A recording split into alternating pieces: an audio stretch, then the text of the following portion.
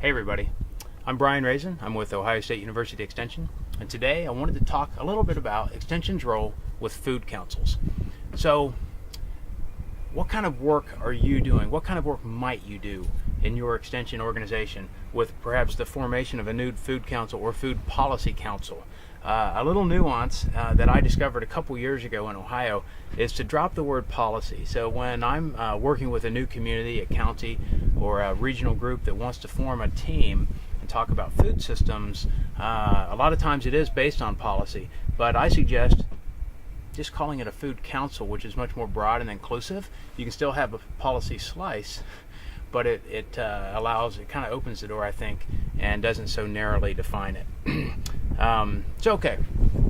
So what kind of role does Extension have in Ohio? Statewide, we have some examples of establishing the statewide food policy council, actually about 7 or 8 years ago, and that group was specifically aimed at trying to do things around policy for the state of Ohio and to help communities be able to do more with food systems and local food work.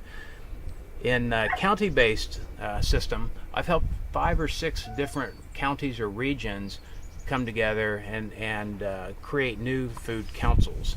I've been a facilitator, I've given technical assistance, I've been a coach and a mentor, I've helped coordinate, and I've even helped do some of the financial structuring to get them launched at various stages depending on how much work they needed. So it's a very broad role. It's very similar to my role as an Extension community development educator and state specialist now that I work in leadership also in food systems. One of the critical roles for Extension as a facilitator or a convener is to try to bring people together. So I've had groups that call me and they've got 2 or 3 folks from just a real narrow slice of the food system that have gotten together and said, we need to have a food council. We need to get some people together to work on this. And so what I've done is help facilitate the formation of that group and help them kind of maybe expand their vision so they can see that there's more to it than their original kind of narrow thinking. The skills that you need to be able to do that are pretty much Extension kind of stuff that we do. It's you need EQ, your emotional intelligence, that self-awareness. You need to know how to help motivate people and how to facilitate and bring people together. You also need some food systems knowledge.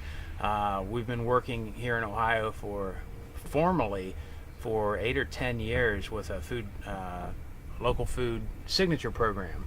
And so bringing that together really helps and does a lot. You need to read a lot. I'm looking at my notes here. Talk with others who are engaged in the food systems work and learn what their needs are. And the final skill that I would really say is listening. Back in 2015, we got some funding and went to Iowa State, out to the Leopold Center, and we're working on food systems development. And what we were hearing from the folks who are working, practitioners in the field there in Iowa and around the country, as folks came from all over to have this conversation, was that a lot of the local food councils, the food hubs, the shared kitchens, these different groups that we're starting and forming around the country weren't having problems with supply, or there's not enough local food being grown. You hear that. Well, that's easy. You create the demand and the food will be grown. It wasn't that. What we heard them asking for was training in leadership, in strategic planning, in vision casting, coaching and mentoring, management, and things like that. So as an Extension professional, if you can bring some of those skills to the table, you can really be helpful to the group.